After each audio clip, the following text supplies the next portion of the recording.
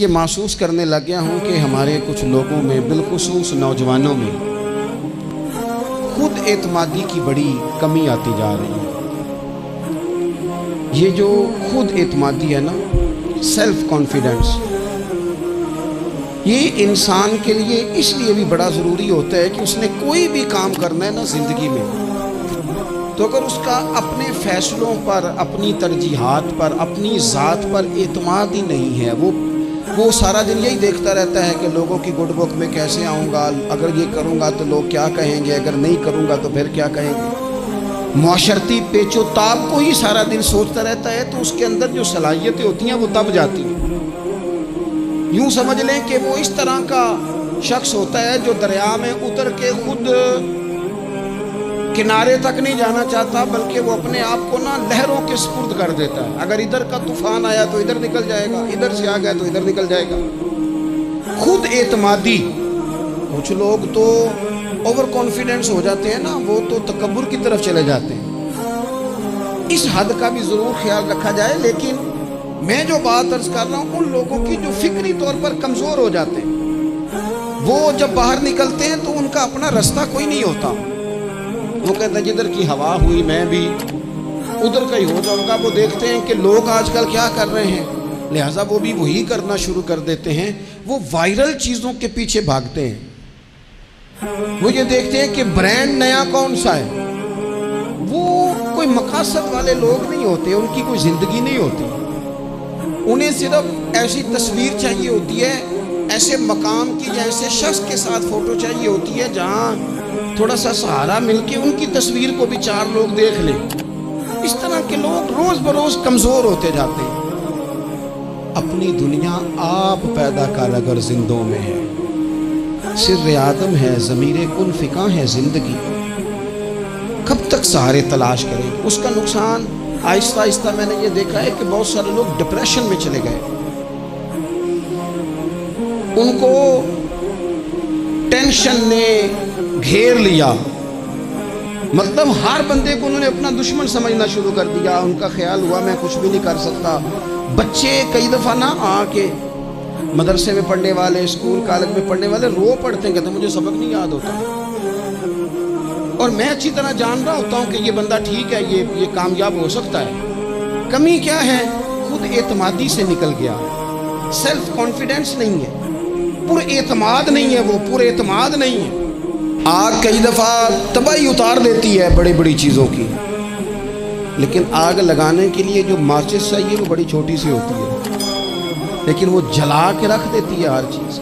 کوئی سمجھ لیں، تیزاب کا قطرہ قطرہ ہی ہوتا ہے، پر جدھر جاتا ہے سوراخ کرتا چلا جاتا ہے۔ یہ یاد رکھنا، چینی 2 دانے بھی چبا لیے جائیں، 2 دانے بھی، پوری نہ بھی کھائی جائے تو اس کے دانے 2 بھی ہوں تو میٹھا پورا کر دیتی ہے۔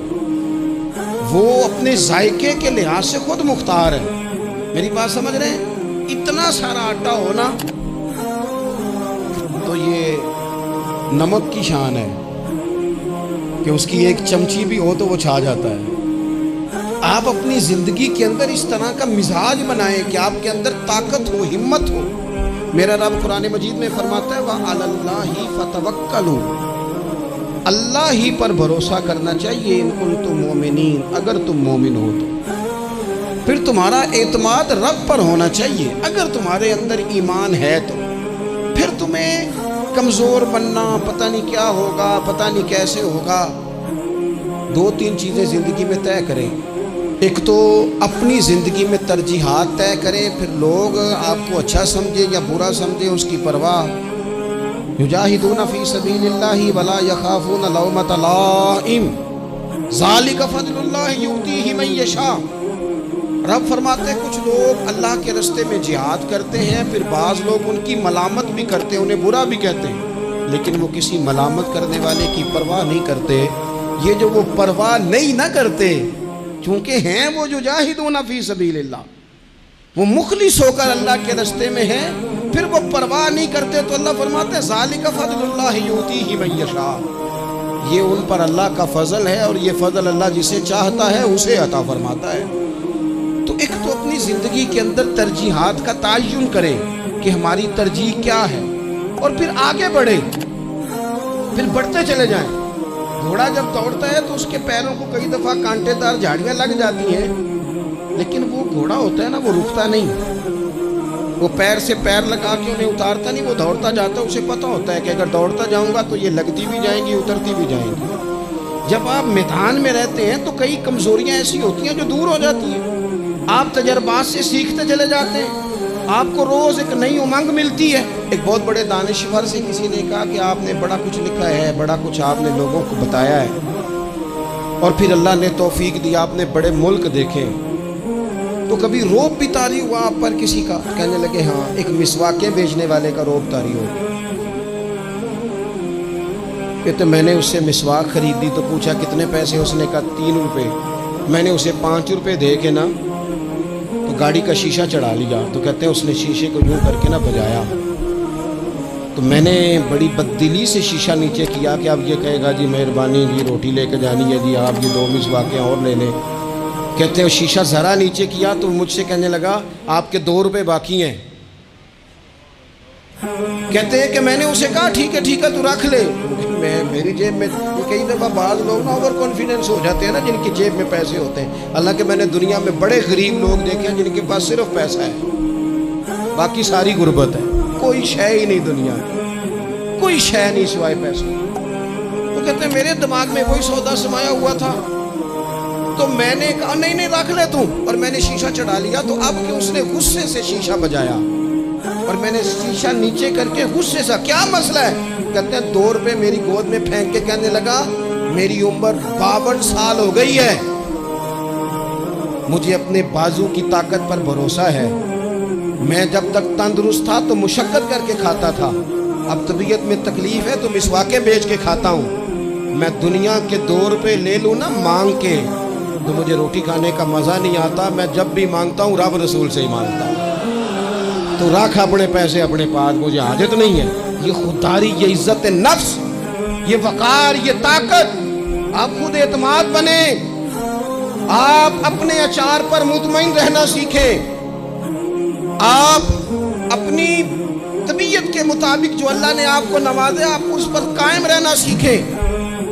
اور اس سے اگلی بات یہ ہے کہ زندگی میں مایوس کبھی بھی نہ ہو، کبھی بھی.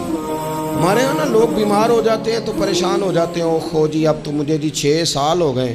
او خدا کے بندو، 30 سال قومے میں رہنے والے مریض اٹھ گئے، ڈاکٹر جن کو لکھ کے دے چکے تھے تم ٹھیک نہیں ہو سکتے، شفائیں دینے والا تو میرا رب ہے، اٹھ کے بیٹھ گئے. مایوسی، کمزوری، کچھ نہیں ہو سکتا، کبھی نہیں ہو سکتا، کیسے ہوگا، کون کرے گا، یہ تو لوگ کمزور باتیں کرتے ہیں. یہ ڈپریشن اور مومن یہ الگ الگ چیزیں، ٹینشن اور مومن یہ الگ الگ چیزیں.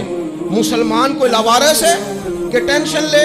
رب رسول کے ماننے والے بھی پریشان ہوا کرتے ہیں.